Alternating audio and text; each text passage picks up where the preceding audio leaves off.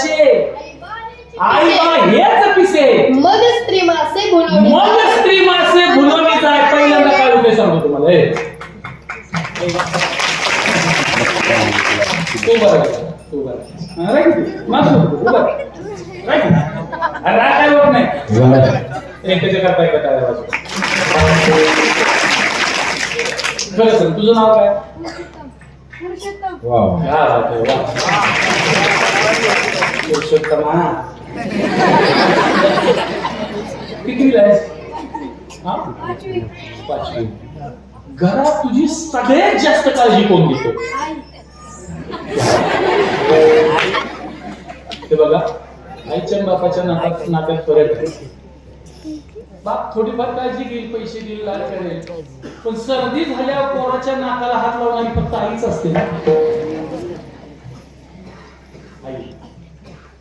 पुरुषोत्तम मला एक सांग, तुझं सगळ्यात जास्त प्रेम कुणावर?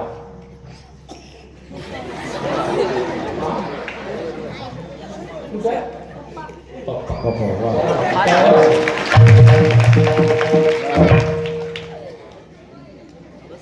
पोरं लग्न झाल्यावर बिघडतात, पण हे आताच बिघडले. त्यांना आताच मम्मीला फेसबुक अकाउंट काढायला मोकळं केलं.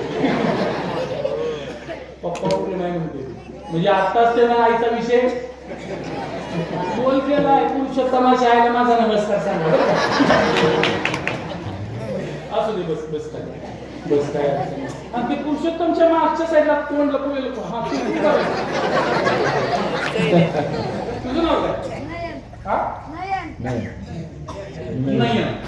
नयन तुझं सगळ्यात जास्त प्रेम तुझं कोणाला? नयन एकाच प्रश्नाचं उत्तर दे, किती दिवस आहे? नयन तुझं तुझ्या आईवरचं प्रेम किती दिवस आहे? आयुष्यभर. बस मी तसाच म्हणून नयन आताच कुणाच्या प्रेमाची मुसळ घेऊ नको. लय अवघड असते. बस लग्न झाल्या खरं सांग, लग्न झाल्या की जर बाहेर आला नवरदेव, घरात आई असते, बाप असतो, भाव असतो, भाऊजा असते, बहीण असते, सगळे असतात, पण ह्याचं कुणाला शक्य? कोणाला शक्य? बायकोला. अगदी जर नाही दिसली तर ते काय म्हणतात माहिती आहे? घरात कोणी नाही, बाकीची भुसायची. घरात कोण नाही. गंमत आहे बस. हे पण खरं सांग, बायकोवर प्रेम असू द्या, नवरा बायकोचं प्रेम टिकतं. तुम्हाला विचार म्हाताऱ्यांच्या माना हलकं का बघा. अहो टिकत नाही, वस्तुस्थिती आहे. नवरा बायकोचं प्रेम टिकतं. हा तुमचं तर सांगतो तुम्हाला, लग्न झाल्या आमचे यांनी नाकातनं यांनी 4च वर्षात यांनी गेले, यांनी 15 वर्षात यांनीही नाही आणि हेनीही नाही.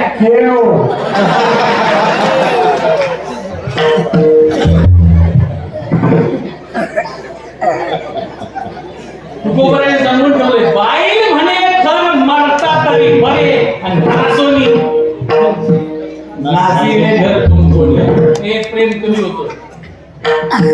तुम्हाला वाटतंय ना? वाढत नाही प्रेम कधी कुणाचंच वाढत नसतं. म्हणजे पहिल्यांदा बायकोच्या आईच्या मागे धावते, पुन्हा बायकोच्या मागे धावते, पुन्हा पोराच्या मागे धावते. ज्या दिवशी पोरगा विचारतो तुम्ही माझ्यासाठी काय केलं, त्या दिवशी नातवाच्या मागे धावते. ज्या दिवशी नातू म्हणतो बाबा तुमच्या दाढीचा वास येतोय, त्या दिवशी सगळ्याच्याच मागे धावायचं होते. पण आयुष्यभर फक्त धाव सुरू आहे. कोणाच्या तरी मागे धावते आणि कोणाच्या तरी पुढे धावते. कोणाच्या तरी मागे धावणं याला मान म्हणतात, पण आपल्या मागे कोणीतरी धावणं याला लाज म्हणतात, तुकोबरे म्हणतात. मी माझ्या जीवनातला मागही तोडून टाकलाय, पण मी माझ्या जीवनातला लाभही तोडून टाकलाय. अभंग नाही लाग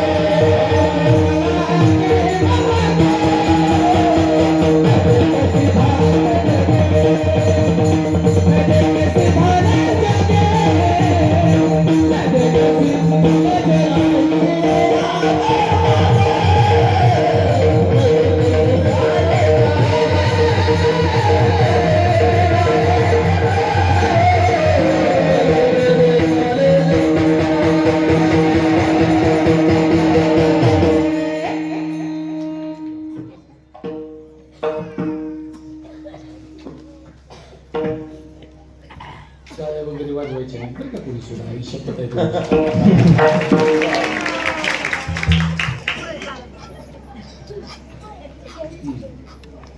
तुकोबराय सांगतायत माझ्या जीवनात दोन गोष्टी नाही, नाही लाग नाही माग.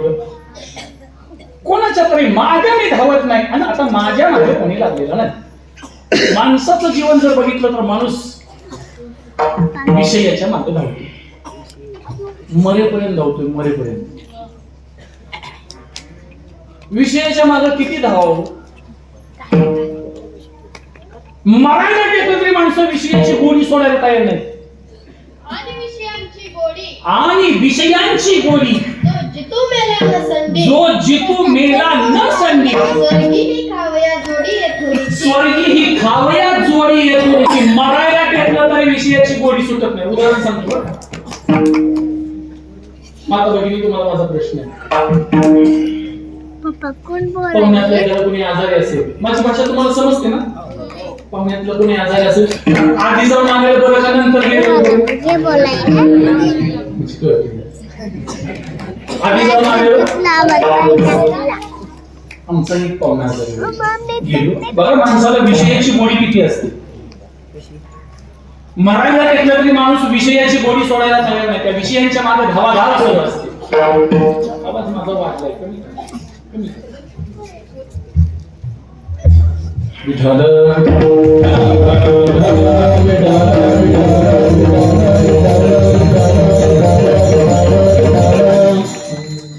मरायला टेकलं तरी माणसाची विषयाची गोडी सुरू. विषय गोडी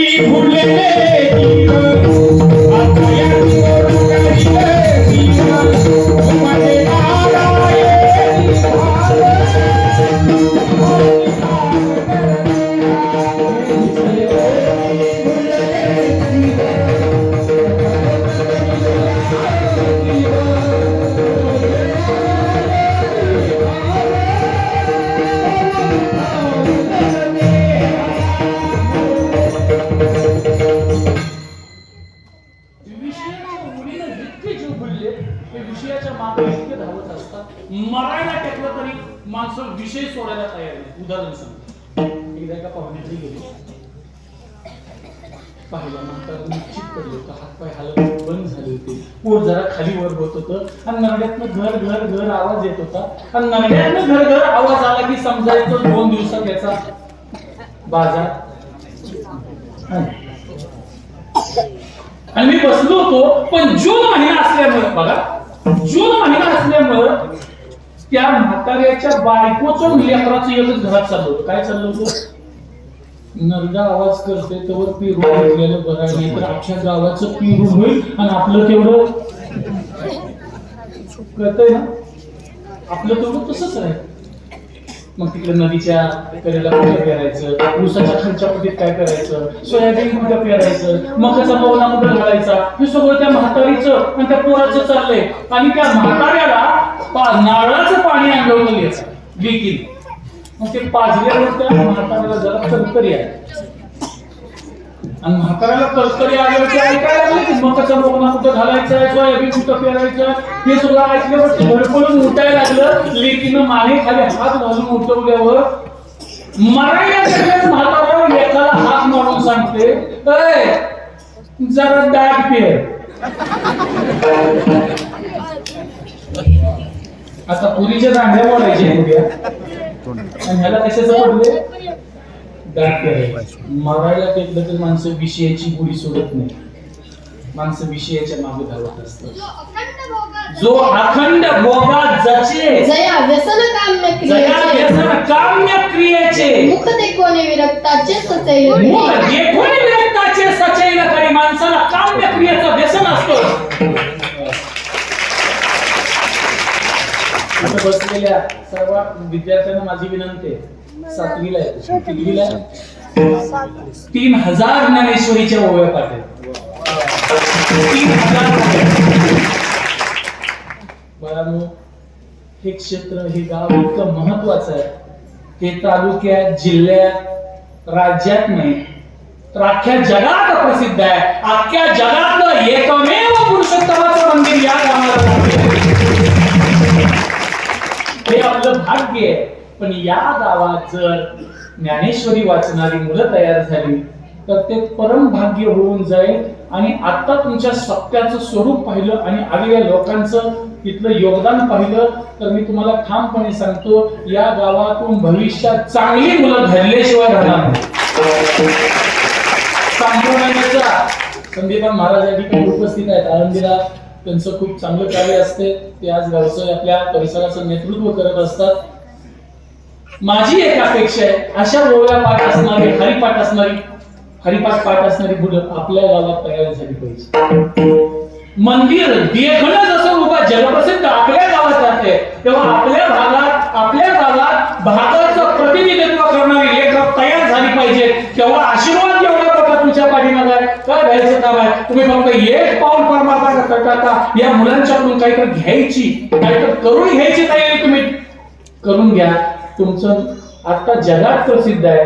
येणाऱ्या काळात हे गावच डोक्यावर घेऊन पुरुषोत्तम महाराजांचे नाचल्याशिवाय राहणार नाही. एवढं महत्व या गावाला.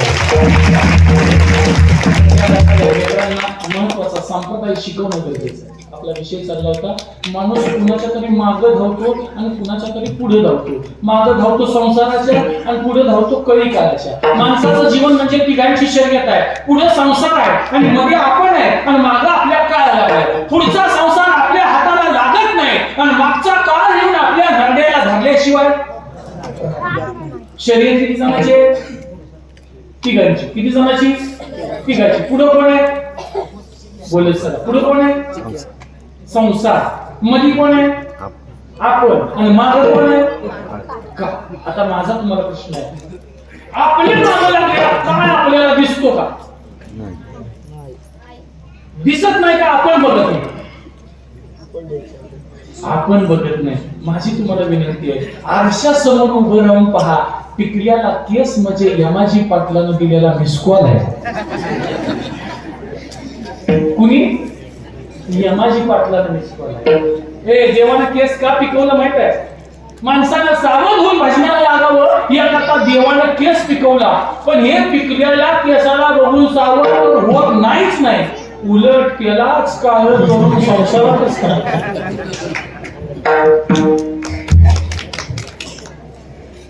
टाळ्याची जागा नव्हती. आजी बघा, आजी मला बऱ्याच पांढऱ्या केसाचं समाधान वाटतं. आमच्या भागात लय वाईट परिस्थिती आली. पूर्वी आमच्या भागात कळत होतं स्वयंपाक कुणी केलाय. पांढरा केस आला की समजायचं म्हातारीने केलाय आणि काळा केस आला की समजायचं बायकोने केलाय. पण म्हातारी मेहंदी लावायला लागल्यापासून काहीच कळत. बरेच म्हातारे बघा अशा मेहंदी लावून बसले तुम्हाला. आपलं वय काय, आपण करतोय काय याचं भान ठेवलं पाहिजे. लक्षात ठेवा. एक वाक्य सांगू. ज्या घरातल्या आईला किती वेळ आरशासमोर उभं राहावं याचं भान नाही, त्या घरातल्या मुलीला संस्कार करून उपयोग नाही बरं का. म्हणून आईला पहिलं भान ठेवलं पाहिजे आपण किती समोर आरशासमोर उभं राहायचं. घरात ज्ञानेश्वरी वाचणारी आई असेल तर तिच्या लेकीला संस्कार करायची गरज नाही. संस्कार कसे करावे सांगू. एक कथा ऐका 5 वाक्याची. संस्कार कसे करावे.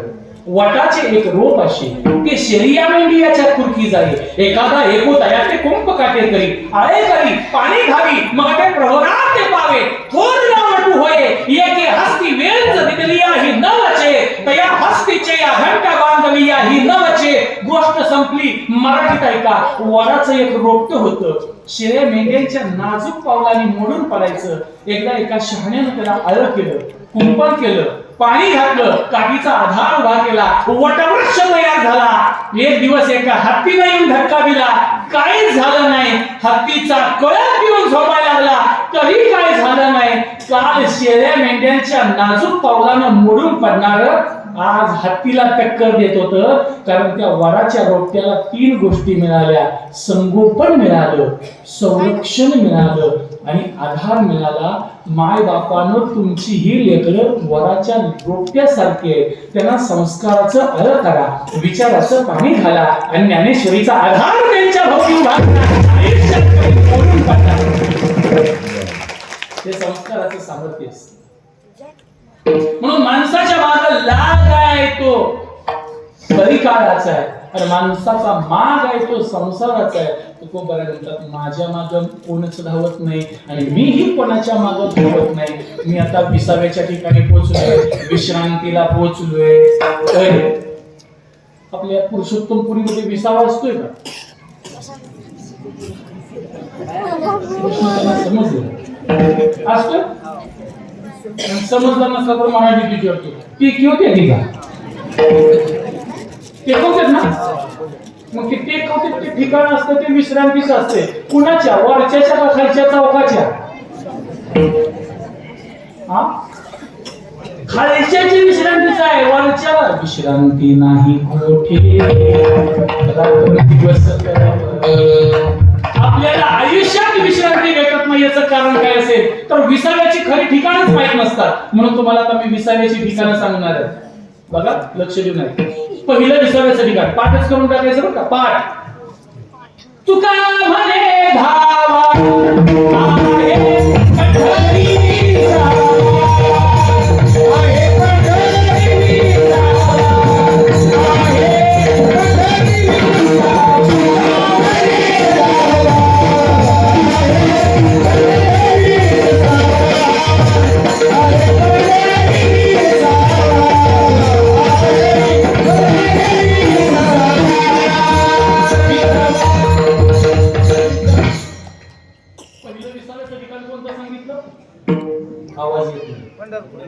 पंढरपूर. मी विचारणार आहे, मी तुम्हाला 7-8 विश्रांतीचे ठिकाण सांगणार आहे. पहिलं 20व्याचं ठिकाण पंढरपूर. मग जिवंतपणी जावं का मेलेव नको त्यात मग राम न्याय चंद्रभागे जिवंतपणी जावं. हे हा देह कशा करता दिलाय? या बायानं त्याची यात्रा करण्याकरता हे पाय दिले. तया प्रिया देवतालया यात्रा दिके करावया, आठही पहार जैसे पाया मुळी गगापे, आठही पहार जैसे पाया मुळी गगापे. पांडुरंगाच्या पालखी सोहळ्यामध्ये चालण्याकरता हे पाय दिले. हे हात कशाकरता दिले? स्वतःच्या चेहऱ्याचं मेकअप करण्याकरता हात दिले नाही. या हातानं काय करायचं ज्ञानोबरांनी सांगून दिलं. देवांगण विरमणीया, अंगोपचार पुरवणीया, कराव्या म्हणीया शोभती हात. या हातानं देवाला गंध पावडर करायचा आहे, देवाला खायला घालायचं आहे, देवाला झोपवायचं आहे, देवाला स्नान घालायचं आहे. या हातानं देवाचा अंगोपचार करण्याकरता हे हात दिले. लिंग का प्रतिमा दिखी, देखत ठेवो अंगेष्टी, लोटी जे का काठी पडली जैसी, लोटी जे का काठी पडली जैसी. कशा करता देह दिलाय? एखादी काठी उभं केली तर ती पडल्यावर धक्कीन जमिनीशी एकरूप होते. तसं माझ्या पुरुषोत्तमाच्या मंदिरात येऊन त्याच्या पुढे लोटांगण घालण्याकरता हे शरीर माणसाला दिले. आणि विधी विनयादिकी, गुणी वडील जे लोकी, तया ब्राह्मणांची निकी पायकी की जे. गुणी वडील जे लोकी कुणाकुणाची सेवा करायला सांगितली, गुणी लोकांची सेवा करायला सांगितली. आता काही लोक गुणी नसतात पण वडील असतात, म्हणजे वयानं वडील लोकांची सेवा करायला सांगितले. आणि तिसरी ब्राह्मणांची सेवा करायला सांगितली. इथं कुणी पकवाजे असले तर त्याला मी सांगतो रियाज करून शिकत नाही, पण संतोष महाराजांची सेवा केल्यावर शिकल्याशिवाय राहत नाही. जोपर्यंत गुरुची सेवा करत नाही तोपर्यंत ज्ञान आपल्याला मिळत नाही. लक्षात ठेवा. पकवाज वाजवायला शिकण्याऐवजी पकवाज पोरांनी वागवायला शिकलं पाहिजे. महाराजांचा हा अप्रतिम वादन केलं मग शिकणे मी ऐकलं. खूप छान.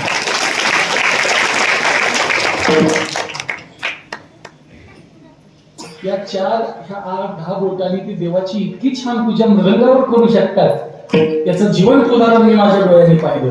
खूप छान वाजवलं महाराजांनी. आता सुद्धा महाराज खूप छान वाजवत आहेत. आणि आपल्या मुलांच्या करता महत्वाचं आहे, मार्गदर्शक आहे. लक्षात ठेवा, ही एवढी मोठी माणसं आपण इथे आणायचे. कशा करता आणायचे? आपल्या गावातील कशी तयार व्हावी हे दाखवण्याकरता इथपर्यंत आणायचं. सांगण्याचा भाव एकच आहे. 20व्याचं पहिलं ठिकाण कोणतं सांगितलं? दुसरा एका आळंदी हे गाव पुण्यभूमी ठाव, दैवताचे नाव सिद्धेश्वर. वाचला तया टाळा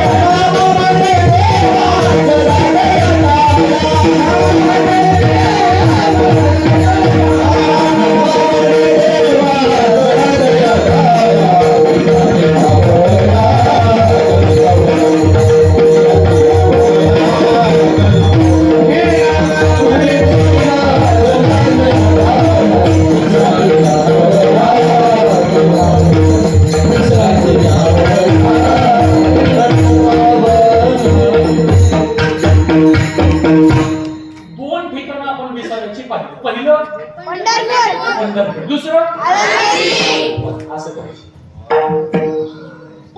आळंदीला आपण काय पाहिलं जातो?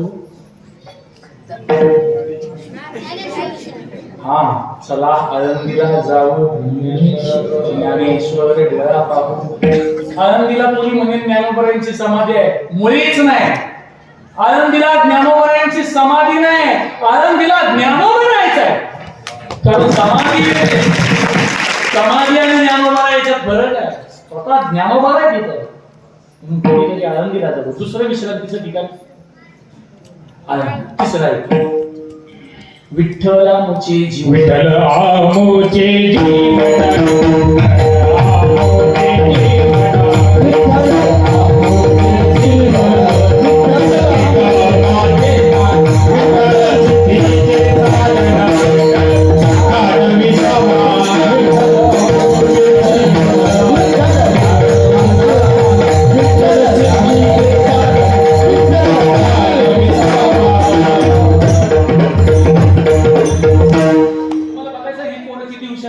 तिसरं प्रमाण फक्त मी सांगतो, तिसरा विसावा ते सांगता येत नाही बघा.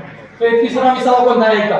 विठ्ठला मुचे जीवन, आगमनिगमाचे स्थान, विठ्ठल सिद्धीचे साधन, विठ्ठल ध्यान विसावा.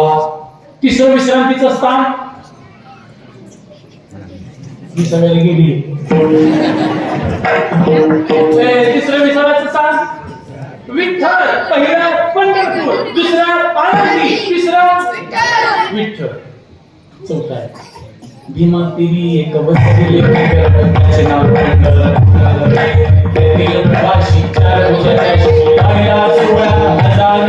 नाचत जाऊ त्याच्या गावाला खेळ्या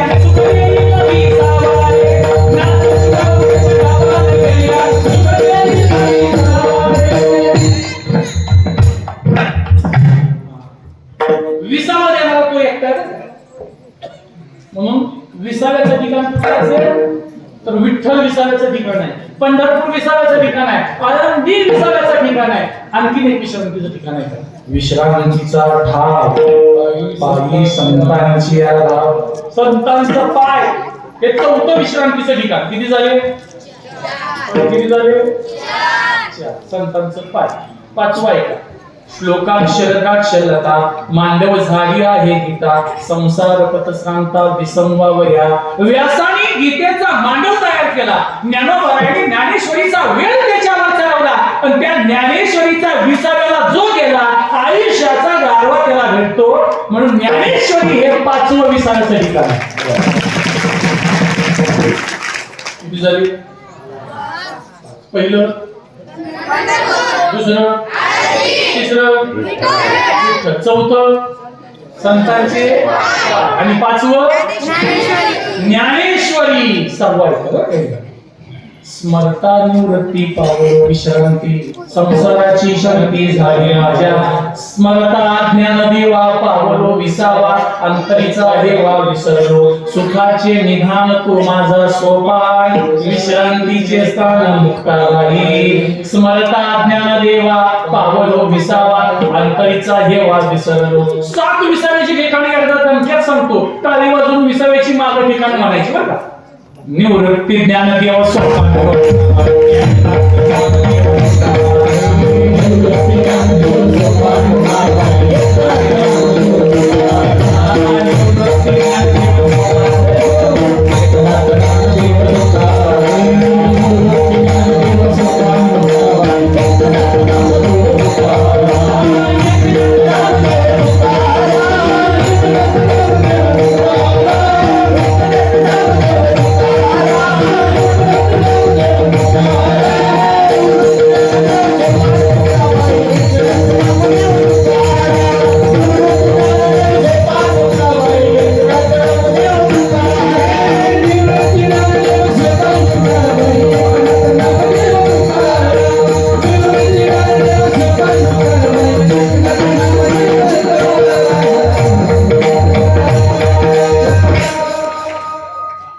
याला म्हणायची विसाव्याची ठिकाणं. म्हणून अशा विसाव्याच्या ठिकाणी पोहोचल्यानंतर तुकोबरा म्हणतात, आता मला कोणाच्या मागे धावायचं नाही, आता मला कोणाच्या पुढे धावायचं नाही, आता मी विसाव्याच्या ठिकाणावर जाऊन पोहोचलोय. मग तुकाराम महाराज विसाव्याला पोहोचलाय तर आता काय करायचंय? महाराज सांगतात आता निवांत बसून सोनिया खावे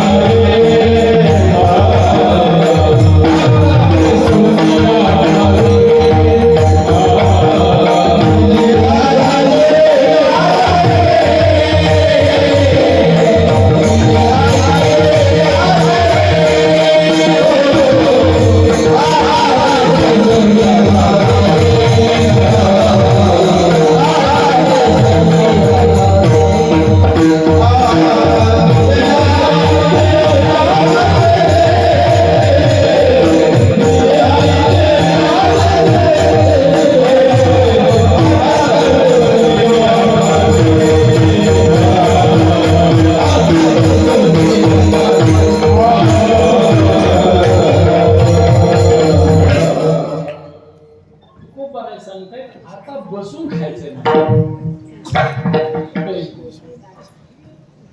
असू चांगली बरं का. नाही काय काय भागात लय अवघड आहे. आधीच पोराला घेऊन बसतात आणि तिला उठून जायचं असलं की पोराची काय घेतात.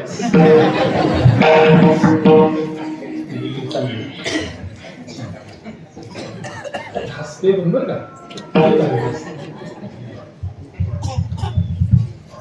मगाच्या तिने एक पूर्वी तुला द्यायचे ठरलं.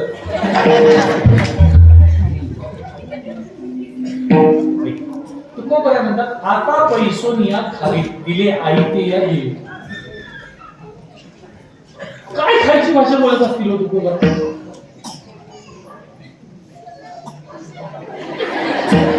पुरी संपले तरी बोलून रडते ती. असू दे काय हरकत नाही. खरं सांगू का, तुम्ही एवढी लहान लेकरं असताना सुद्धा त्यांना इथपर्यंत आणलंय. कीर्तन ऐकायचा संस्कार त्यांच्यावरती झाला. म्हणतात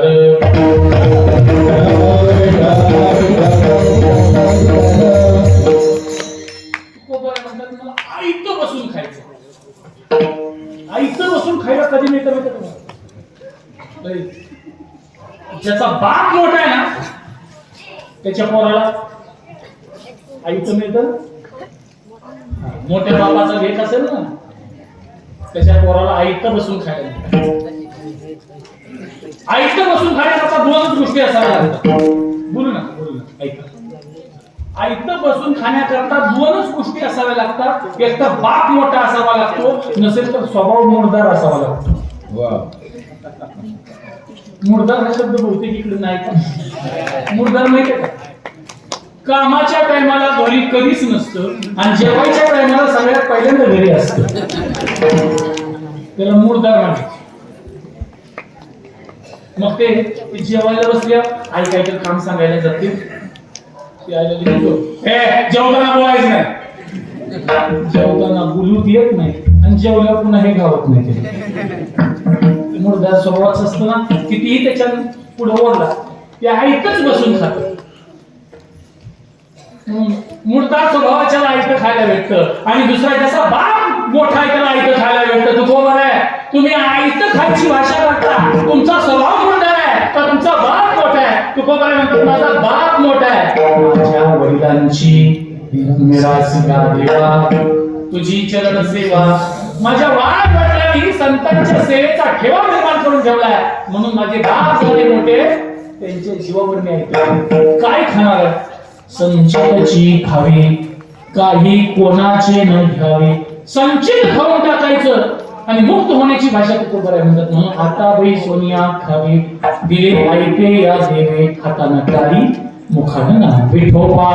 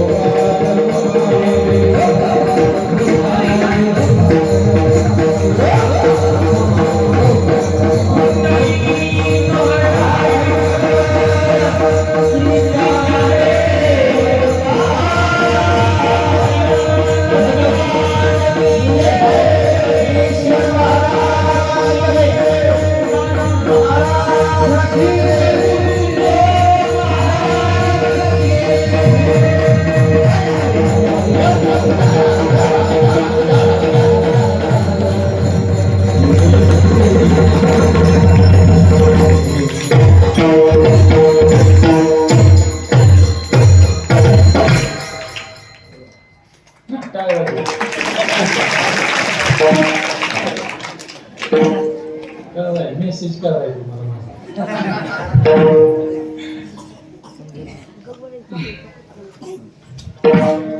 नाही लाग माग नवे केसे झाले जग आता बैसोनिया खावे दिले ऐते या देवी तुकोबराय म्हणतात. आता मी कोणाच्या मागे माझ्या मागे कोणी धावत नाही. आता मी निवांत बसून खाणार आहे. आता मला कशाचीच भीती निवारिले भय निवारिले भय निवारिले भय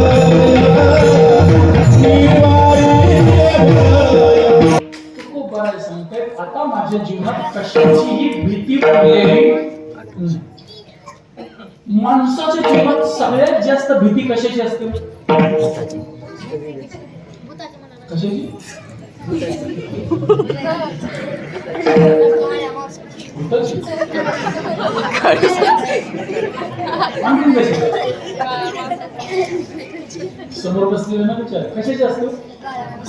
मरणाची भीती असते.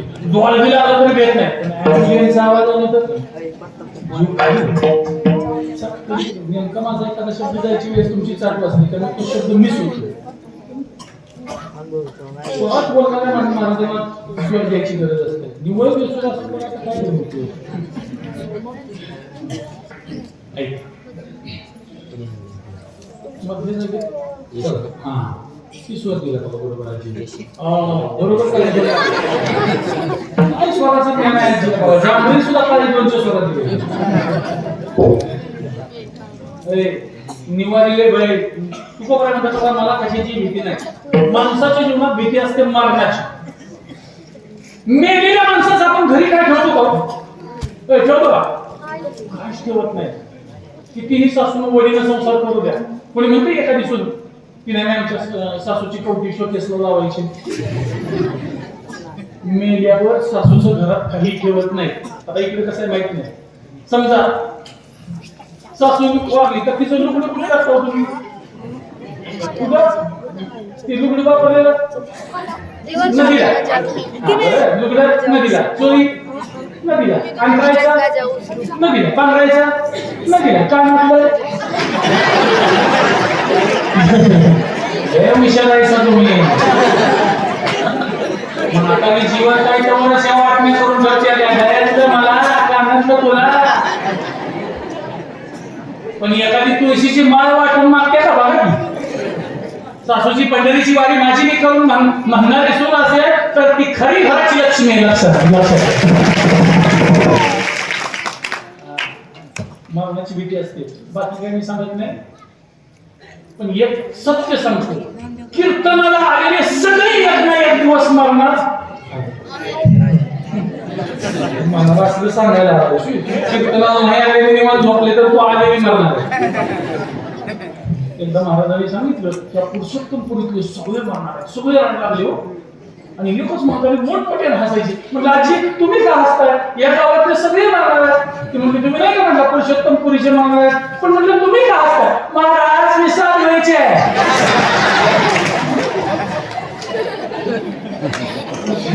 पुरुषोत्तम पुरीची मरणार आहे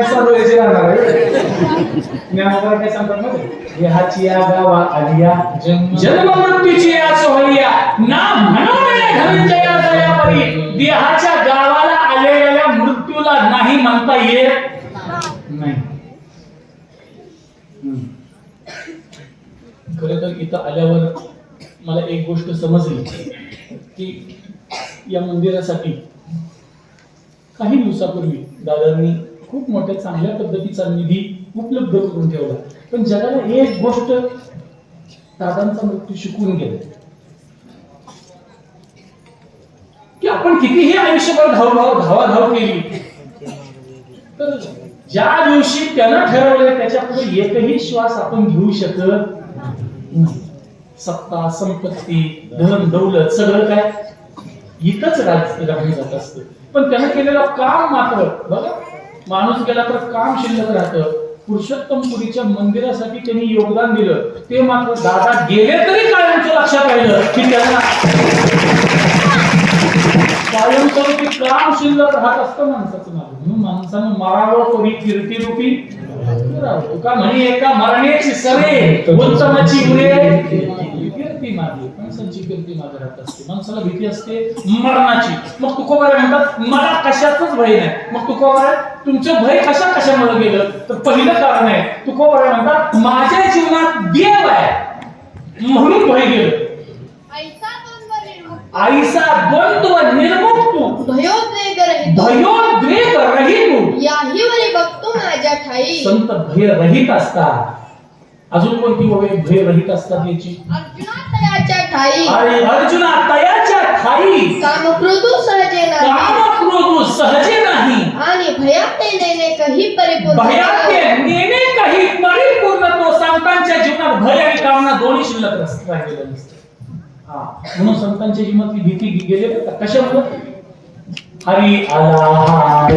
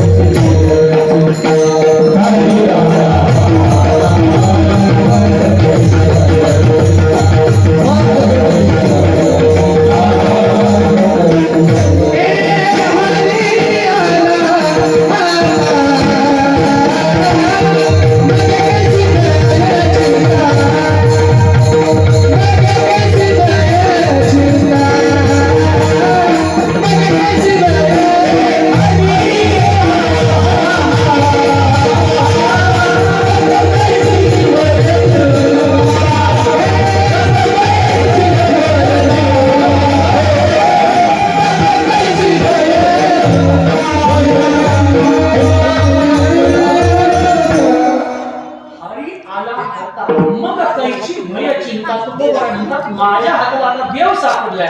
देव जीवनात आल्यामुळे भीती राहिलेली नाही. निर्भय होण्याचं पहिलं कारण आहे देव माझ्या जवळ आला. दुसरं कारण काय असेल तर संतांनी मला सांभाळून घेतलं. तुम्ही सांभाळले स्मृती भय निरसगी खंती.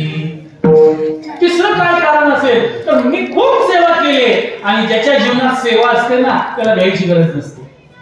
ज्याची खरी सेवा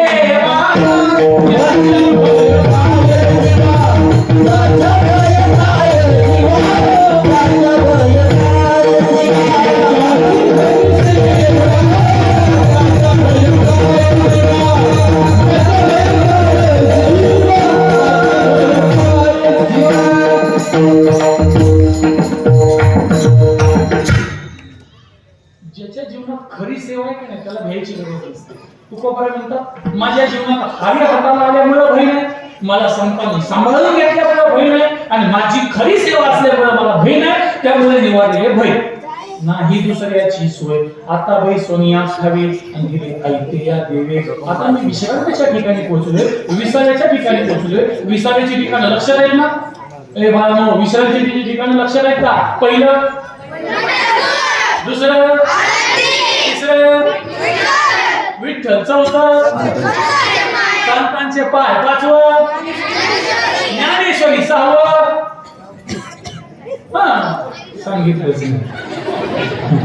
पाच तर आणि तुमच्या लक्षात ठेवा त्या मुलांनी 5 विसाव्याची ठिकाणं लक्षात ठेवली ना म्हणजे ही मुलं हुशार आहेत, यांना योग्य मार्गदर्शनाची गरज आहे. त्यांच्या मनापासून काय. किती वर्ष झाली तुमच्या कंपनीच्या सप्ताहात? 5 वर्ष. 5 वर्षाची कमाई काय असं कोणी विचारलं तर त्याला बोट करून दाखवा. ही लेकरांची नाही 5 वर्षाची आमची कमाई आहे. कीर्तनातून बसायला लागली, कीर्तन श्रवण करायला लागली, कीर्तनातले मुद्दे लक्षात ठेवायला लागली, ही आमची कमाई आहे. म्हणून तुकोबराय म्हणतात, निवारी भय नाही दुसऱ्याची सोय. मी विश्रांतीच्या ठिकाणी पोहोचलोय, आता निवांत बसून खायचंय आणि एवढं सगळं मला मिळाल्यामुळं आता मला बोलायची गरज नाही. अभंगाचं शेवटचं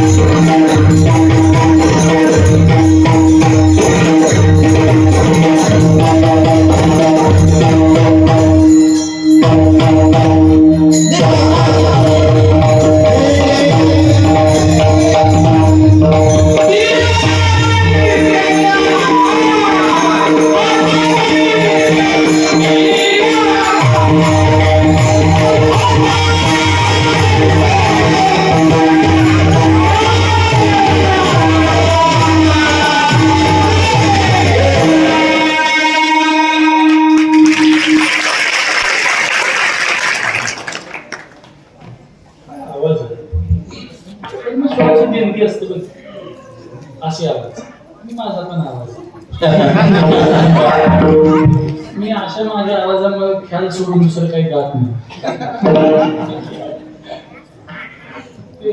बँड असतो ना ते बँड, त्याच्यामध्ये ते काळ्या रंगाचं असतं बघा, त्याचा नाजूक आवाज येतो का नाही, तसा या सगळ्यांचा आवाज आहे, एकदम मनापासून आवाज. याच बँड मध्ये सगळ्यात पुढे मोठ्या आकाराचं असतं, ते वाजवायचं नसतं, फक्त धरायचं असतं. हा बोल घे तसा माझा काही बोलायचे काम नाही. आता बाई सोनिया खावे दिवे कैते या देवे. आता मला काही बोलायची गरज नाही म्हणतात. आणि खरंच माणसाला बोलू नये, मौन अवस्थेत जीवन जगावं. मौन अवस्थेला तुकोबराया पोहोचले. अबोल्याचा काळ आला ईश्वरावरी, वचनाची उरी उठली नाही. एक तर बोलू नये, आणि बोलणं तर कसं बोलावं. साच आणि मवाळ मिठली आणि रसाळ शब्द जैसे कल्लोळ अमृताचे. चांगलं बोलावं, गोड बोलावं, लोकांच्या मनात शंका निर्माण होईल असं बोलू नये. तव बोलण्याची नाही, बोलो म्हणे जरी काही, तरी बोल कोणाही खुपेल. आपलं बोलणं कोणाला खुपेल का असं बोलू नये. बोलता आधी कोणी बोलता आधी कोणी निघे, तरी कोणाही वर्मी न तरी लगे. कोणाही वरमी न लगे, तरी कोणासी न लगे शंका. तरी कोणाशी न लगे शंका. म्हणजे कोणाच्या मनामध्ये शंका उत्पन्न करणार बोलू नये. मांडली कोटी हन मोडे, मांडली गोटी हन मोडेल, की वासपेल कोणी की उडे. वासपेल कोणी उडेल. ऐकोनी ओवांडील कोणी जरी. ऐकोनी ओवांडील कोणी जरी. संप्रदायातल्या थोर पुरुषांनी घालून दिलेले नियम मोडून जाईल असं बोलू नये. तरी दुआणी कोणानो हावी. तरी दुकानी कोणानो हावी, कवनाची भोय कवनाची भवई उचलावी. ऐसा भाव जीवी म्हणून उगा. आपल्या बोलण्याला कुणाची तरी आश्चर्यानं भुवई उचलून जाईल असं बोलू नये. म्हणजे माणसं कसं बोलतात ना, काय काय लोकांचं बोलणं, काय काय लोकांचं बोलणं इतकं खतरनाक असतं बरं. एक उदाहरण सांगतो बरं का. आमच्याकडे द्राक्षाच्या बागा, इकडे द्राक्ष आहेत का? नाही ना, आमच्या इकडे द्राक्षाच्या बागा आहेत. आता इथे ऊस जे असतात, ऊसाला ऊस असं पीक आहे, एखादा पाऊस जास्त जरी झाला तरी ऊसाला तेवढं ताण घ्यायचं काम नाही. पण द्राक्षाचं कसं असतं माहिती, फुलात जर असली आणि रात्रीचा पाऊस पडला तर रात्रभर त्या द्राक्षाची झाडं हलवून ते पाणी पाडावं लागतं, नाहीतर त्याचे ते घर असतात, मणी असतात, ते कुजून जातात. आणि ते जर द्राक्षे व्यापाऱ्याला द्यायची वेळ आली, पिकलेले असतात पूर्ण, अशा वेळेला जर आकाशात काळा ढग जरी आला ना, त्या शेतकऱ्याचा जीव खाली होतो. कारण त्याच्या मनात काय असतं, कधी एकदा द्राक्षे जातील आणि कधी एकदा 4 पैसे माझ्या हातात येतील. पण अशा वेळेला सुद्धा वाईट बोलणारी माणसं असतात. आकाशात जर काळा ढग आला तर तो शेतकरी जो असतो द्राक्षाचा बागायतदार, तो त्या ढगाकडे बघतो आणि म्हणतो कधी एकदा पुढे जाईल. गावात एखादं घाणेरडं असतं ना, ते त्याच्या शेजारी जाऊन उभा आणि ते पण ढगाकडे बघत काय म्हणतं वाटत, आज गारा पडतेले वाटते, तुझ्या तोंडावर हीच पुढे चांगलं बोलतच नाही. बोलताना कसं बोलावं, बोलावा विठ्ठल, पहावा विठ्ठल, करावा विठ्ठल. राम वेळो वेळा आम्ही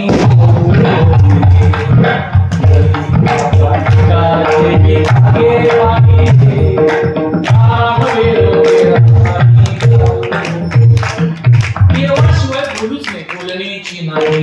आता देवाबी नाही, हे वाणीचं समर्पण आहे. म्हणून देवाशिवाय बोलू नये. म्हणून तुकोबराय म्हणतात, आता मी अशा अवस्थेला पोहोचलो जिथं काही बोलावं लागणार नाही.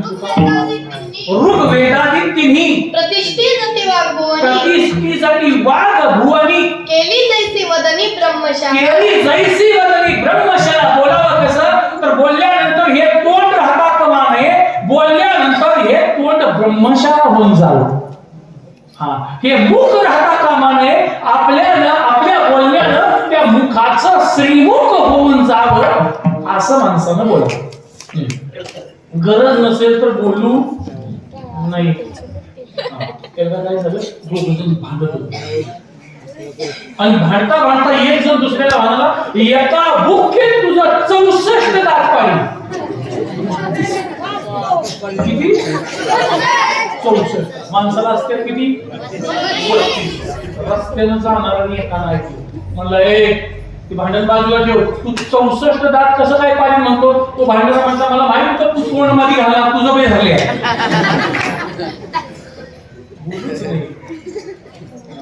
बोललं तर चांगलं बोलावं म्हणून तू बरं म्हणतो नका मला बोलायची गरज नाही तू काय ना तरी एखादे नाव तेची सेवका वैष्णव तेची शैवका वैष्णव वाचे वसे ते वाग्भव तप जाणावे वाचे वसे ते वाग्भव तप जाणावे तुम्हाला कधी शंकराचं नाव घ्यायचं असेल तर शंकराचं घ्या आणि कधी विष्णूचं घ्यायचं असेल तर फक्त मुखानं पुरुषोत्तम जरी म्हटलं तर या मुखाला खरी सार्थकता प्राप्त जरी कोणी करी पुतणे हा तरी होवावे ऐसे बोलणे ना तरी आवर्तने निगमुका नाम ना तरी आवर्तने निगमुका नाम हे तर या तोंडानं निगमाचं आवर्तन करावं नाही जमलं तर नामाचं आवर्तन करावं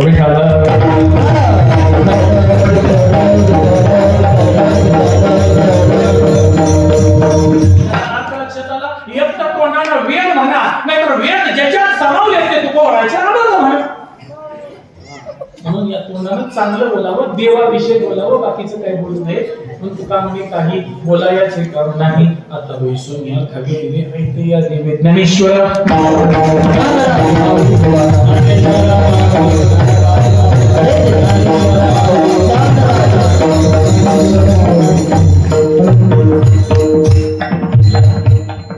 श्री क्षेत्र पुरुषोत्तमपुरीमध्ये दर्शनाला येण्याचा सेवेला येण्याचा भाग्य मला लाभले मी तुम्हा सर्वांचं मनापासून व्यक्त करतो त्याचबरोबर या गावचं वैभव आणि संप्रदायाचं नेतृत्व करणारे आमचे परम मित्र आनंदमध्ये असणारे संदीपान महाराज गोळेकर यांचं इथं आल्यानंतर माझा चांगला परिचय झाला काही दिवसापूर्वी त्यांचा फोन आला मला आणि त्या सेवेची संधी त्यांनी उपलब्ध करून दिली संदीपान महाराजांचं मी मनापासून ऋण व्यक्त करतो मला वाटतं येणाऱ्या काही दिवसामध्ये आळंदीमध्ये एका भव्य सप्ताहाचं नियोजन महाराजांनी छानपैकी केले साधारणतः त्याची तारीख ज्ञानोबारायांच्या समाधी सोहळ्याच्या वेळेला एका सुंदर सप्ताहाचं नियोजन महाराजांनी केलेलंच आहे या सप्ताहाला सर्वांनी उपस्थित आपल्याला मदत कोणत्याही स्वरूपात त्याच्यासाठी करायचे त्याचबरोबर या ठिकाणी ज्यांची भागवत कथा सुरू आहे ते माझे परमात्मीय परममित्र मला जरी काही एखादी परमार्थिक शंका निर्माण झाली तर मी ज्यांना आवर्जून अवश्य फोन करून माझ्या शंकेचं निरसन करून घेतो ते अभ्यासू आणि विद्वान असे कीर्तनकार कथाकार आदरणीय श्रावण महाराज साळुंखे त्यांच्या मनापासून मी दर्शन देतो महाराजांच्या सेवेला समोर बसावं आणि सेवा श्रवण करावी एवढा मी मोठा नाही पण ते समोर बसल्यामुळे माझ्या सेवेला जे मोठेपण मिळाले पुढे बसणार जर निवृत्ती नात असेल तर ज्ञानोबारांना बोलायला काही कमी पडलं नव्हतं तसं गुरुनी समोर बसून सेवा ऐकावी असं महाराजांचं स्थान आहे महाराजांच्या कथा मनापासून एकदा काय एक काय आवर्जून वाजवायची आता तुम्ही वाजवलेली तारीख म्हणा काय माहिती आहे का ज्याने सुंदर असा साऊंड जो होता त्या एकदम त्यांच्याकडे आणि गायनाची स्पष्टता देण्याचं काम त्यांनी केलेलं आहे तुमच्या या ठिकाणी या कार्यक्रमाचं शूटिंग 2 ठिकाणी चालू आहे दोघांनाही मनापासून गुण व्यक्त करतो आणि मी माझी सगळी सेवा कोणाच्या पदरात आणि कोणाच्या वाट्याला घेऊन याचं श्रेय तर ह्या माता भगिनींच्या संख्येला मनापासून महाराष्ट्रातला वारकरी संप्रदाय टिकवण्यामध्ये सगळ्यात मोठं योगदान कोणाचं असेल तर माय मावल्यांचं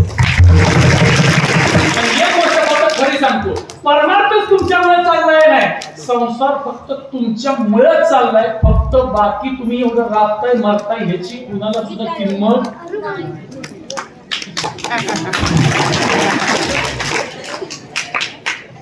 खरंच किंमत नाही यांची पोरं यांचं पाहुणं यांचं सगळं सांभाळायचं कधीतरी एखाद दिवस आपले घरात म्हणतात का आज तू काम करू नको आज आपण कुठे तर खायला निवांत जेवायला जाऊ कधी म्हणतात का लगीन झाल्यापासून बाई तू आल्यापासून माझ्या घरात लक्ष्मी आणते आणि काम जिथे तिथं माझ्या घरात चाललंय तू हायच मला चालतो हाय म्हणून चालतंय असं कधी तर म्हणले का आज थोडं भांडण लावून जाणारच आहे तुम्ही काही खरंच सांगतो तुमच्यामुळे सगळं चाललंय. फक्त तुमच्या ह्या रागण्याची किंमत कोण सुद्धा करत फक्त तुम्हाला कामापुरतं तुमचा उपयोग चाललाय. तुम्ही मरायचं जरी ठरवलं तरी म्हणणार आहेत एवढी भांडी धुवून मर म्हणजे फक्त कामापुरते चालले. पण असू द्या तुमचं संप्रदायातलं योगदान खऱ्या अर्थानं मोठं आहे. तुमचं सगळ्यांचं मी मनापासून दर्शन घेतो. आजच्या या सेवेचे जे सौजन्य आहे ते बघा श्री सखाराम साहेबराव गोरेकर म्हणजे सखाराम काका म्हणजे ज्यांच्या घरी मी मगाशी गेलो. त्याचबरोबर श्री महादेव अप्पाराव गोरेकर, श्री बाबासाहेब विठोबा गोरेकर आणि श्री सुभाष बबन करे या सर्वांच्या सौजन्यानं इथं येण्याची संधी मला प्राप्त झाली. त्या सर्वांचे मनापासून मी ऋण व्यक्त करतो. आल्यानंतर सरपंचांची पण भेट झाली. अतिशय विनम्राने संप्रदायात मोठं योगदान आहे त्यांचं. अशी माणसं गावामध्ये असणं ते गावाचंच वैभव असतं. तुम्हा सर्वांना भेटण्याचा योग आला. संतोष महाराजांचं वादन ऐकलं. या महाराजांचं नाव काय? मुकुंद महाराज. मुकुंद महाराज. छान वादन तुमचं वादन छान आहे. पण गाणं सुद्धा इतकं गोड आहे. मला वाटतं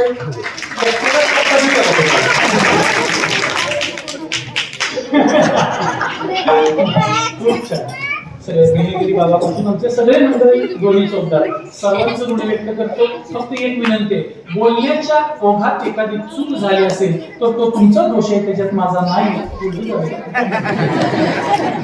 माझा दोष आहे, त्याला माझा नाविलाज आहे. पण मी इथून पुढे सुधारण्याचा प्रयत्न करीन. तुम्हा सर्वांचं दर्शन घेऊन सेवेला इथं पूर्णविराम. तुकाराम.